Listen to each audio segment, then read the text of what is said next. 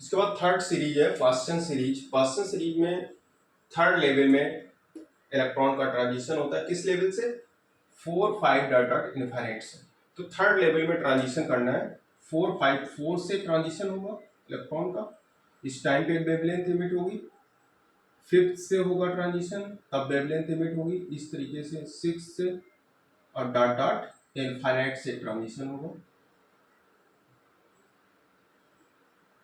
इस टाइम पे जो सीरीज मिलेगी, और ये रीजन जो होता है वो इंफ्रारेड रीजन होता है। इस चीज को आपको ध्यान रखना है। रीजन है कौन सा? Infrared, IR। ये पास्चन सीरीज यहाँ मिलेगी इंफ्रारेड रीजन। किस लेवल में है? थर्ड लेवल में ट्रांजिशन हो रहा है। 4 to third, 5 to third, 6 to third, 7 to 8 dot dot infinite. Infinite से ट्रांजिशन किसमें होगा? Third level. अगर थर्ड लेवल में ट्रांजिशन हो रहा है, इस टाइम की जितनी भी वेवलेंथ इमिट करेंगे, तो जितनी वेवलेंथ होंगी सभी का जो स्पेक्ट्रम बनेगा उसको स्टडी किया था पास्चन ने। इसीलिए पास्चन के नाम के अकॉर्डिंग इसको दिया गया सीरीज का नाम पास्चन सीरीज। अब पास्चन सीरीज की जो फर्स्ट वेवलेंथ मिलेगी फर्स्ट लाइन की, उस फर्स्ट लाइन की वेवलेंथ को हम बोलते हैं मैक्सिमम वेवलेंथ। वो होती, क्योंकि जब आपने स्पेक्ट्रम देखा होगा, स्पेक्ट्रम का जो स्टार्टिंग पोर्शन होता है वो बहुत ज़्यादा विजिबल होता है, और इसके बाद वो ब्लैंड होता जाता है।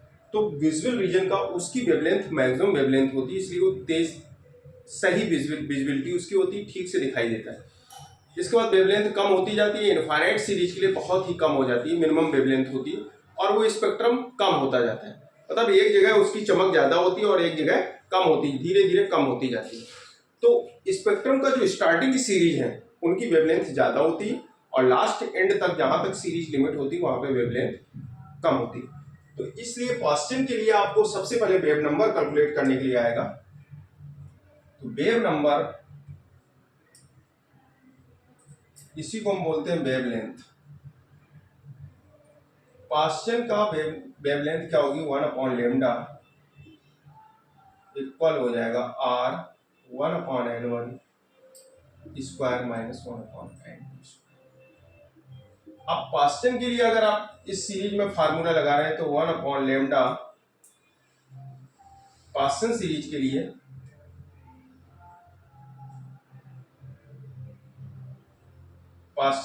लिए आ जाएगा R 1/N1 कितना हो जाएगा? 1/3 square minus 1/N square. N equal to हो जाएगा 4 5 डॉट डॉट इनफाइनाइट। 4 के लिए आएगा वेवलेंथ जो मिलेगी 4 पे, ये फर्स्ट लाइन है, और यहाँ पे जो वेवलेंथ मिलेगी वो मैक्सिमम वेवलेंथ है। पास्चन सीरीज की मैक्सिमम वेवलेंथ मिलेगी फर्स्ट लाइन पे। इसके बाद वेवलेंथ का सबसे ज्यादा वेवलेंथ यही है, इसके बाद कुछ ऑर्डर उसका वेवलेंथ कम होगी, लेकिन इनफाइनाइट पे जाके इस जगह पे ये मिनिमम वेवलेंथ देगा। इस जगह पे क्या मिलेगी? मिनिमम वेवलेंथ, और इसी को बोलते हैं सीरीज लिमिट। सीरीज लिमिट, ये सीरीज लिमिट है। अब आपको क्या कैलकुलेट करना है कि पास्चन सीरीज की मैक्सिमम वेवलेंथ कितनी होगी। पास्चन सीरीज की maximum wavelength lambda max equal R 1/9 and square कितना हो जाएगा? 4 1/4 स्क्वायर। तो इसको लिख सकते हैं R 1/9 माइनस 1/16।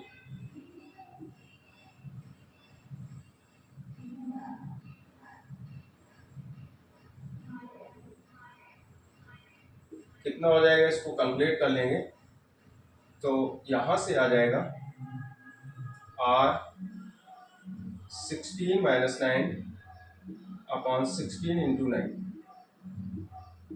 तो ये कितना मिलेगा? 7/144 यही मिलेगा। 16 का मल्टीप्लाई करेंगे 9 में तो आ जाएगा 144।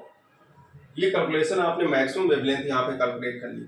मैक्सिमम वेवलेंथ आपके सामने है, और ये मैक्सिमम वेवलेंथ का जो वैल्यू आई वो कितनी है 7r/44, 1/, लेमडा की वैल्यू है ये 1/λ। तो लेमडा इसका जो मिलेगा, लेमडा मिल जाएगा, लेमडा मैक्स जो मिलेगा कितना मिलेगा 144/7 ये मिलेगा। ये 1/, ये वेव नंबर है इसका 1/λ मैक्स की वैल्यू 1/λ मैक्स 1/λ मैक्स। ये कैलकुलेशन आपके सामने है। इसके बाद आपको इसकी मिनिमम वेवलेंथ, जो इनफाइनाइट सीरीज से वेवलेंथ आ रही है ये मिनिमम, यहाँ पे मैक्सिमम वेवलेंथ मिलेगी, इस जगह पे मिनिमम। तो यहाँ पे जो वेवलेंथ, जब ये ट्रांजिशन होगा इलेक्ट्रॉन इस जगह पे, जब थर्ड लेवल में आएगा इलेक्ट्रॉन, तो यहाँ पे जो वेवलेंथ इमिट करेगा उसकी जो वेवलेंथ होगी वो बहुत ही कम होगी, मिनिमम वेवलेंथ होगी। तो मिनिमम वेवलेंथ की वैल्यू कितनी होगी उसको कैलकुलेट करना है, और यही सीरीज लिमिट, लाइमन की सीरीज लिमिट इनफाइनाइट पे जो आ रही है इनफाइनाइट से, बामर के लिए इनफाइनाइट से जो ये सीरीज लिमिट है, तो इनफाइनाइट पे सीरीज लिमिट मिलती है तो 1/λ मिनिमम r 1/3² माइनस 1/∞²। तो यहाँ पे क्या आ जाएगा r 1/9 माइनस ये 1/∞ 0 हो जाएगा, 1/∞ क्या हो जाएगा 0। तो यहाँ पे वैल्यू जो मिलेगी वो आ जाएगा, लेमडा मिनिमम आ जाएगा, लेमडा मिनिमम इक्वल 9/r, कितना मिलेगा 9/r।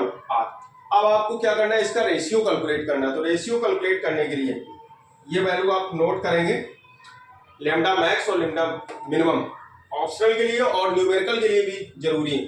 तो इनका रेशियो आप कैलकुलेट करेंगे, lambda max upon lambda minimum, lambda minimum equal कितना आ जाएगी, ये 144/7r इक्वल हो जाएगा 9/r। ये कैंसिल हो जाएगा टर्म, तो यहां पे आ जाएगा कितना आ जाएगी वैल्यू, लेमडा 144/9 × 7, तो ये कैंसिल हो जाएगा, 16 बार जाएगा।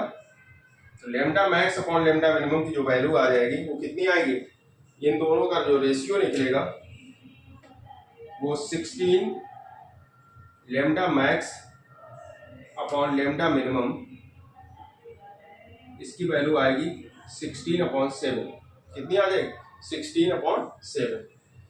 दोनों की वैल्यू जो मिलेगी, यहाँ पे जो मैक्सिमम मिलेगा लेमडा मैक्स और लेमडा मिनिमम जो मिलेगी, इसकी रेशियो जो आएगा वो आ जाएगा 16/7।